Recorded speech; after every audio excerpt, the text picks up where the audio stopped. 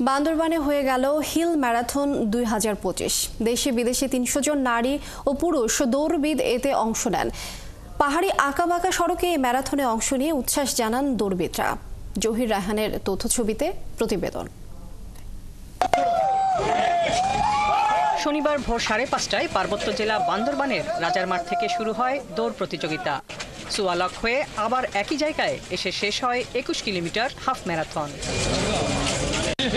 সবুজে ঘেরা পাহাড়ি আঁকাবাঁকা সড়কের এ ম্যারাথন একদিকে যেমন রোমাঞ্চকর, তেমনি স্বাস্থ্য রক্ষার জন্য দেয় সচেতনতার বার্তা। এই প্রথম অংশ নিচ্ছি, তো হার জিতের বিষয় না, এটা আমি অনেক এনজয় করছি। এই রানটা অভিজ্ঞতা নতুন এই পাহাড়ি এলাকায়, শরীরকে সুস্থ রাখার জন্য এই ধরনের রানের খুবই দরকার।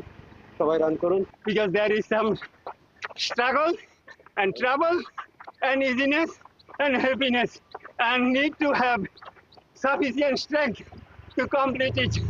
বান্দরবান ক্রীড়া উন্নয়ন ফোরাম ও হিল রানার্সের উদ্যোগে আয়োজিত হাফ ম্যারাথনে অংশ নেন দেশ বিদেশের ৩০০ দৌড়বিদ। এটা হচ্ছে তরুণ প্রজন্মকে ক্রীড়া ক্ষেত্রে উদ্বুদ্ধ করার এবং যে আমাদের দৈনন্দিন জীবনে স্বাস্থ্য মানে সুরক্ষার জন্য আমরা একটু উদ্যোগ নিয়েছি এবং আগামীতেও আমরা এটা অব্যাহত রাখবো। ১ ঘন্টা ২২ মিনিটে ২১ কিলোমিটার দীর্ঘ ম্যারাথন শেষ করে চ্যাম্পিয়ন হন মৌলভীবাজার জেলার আশরাফুল ইসলাম। এছাড়াও ৩টি ক্যাটাগরিতে প্রথম ২০ বিজয়ীকে পুরস্কৃত করা হয়। হাসিবা আলী বর্ণা, ৭১।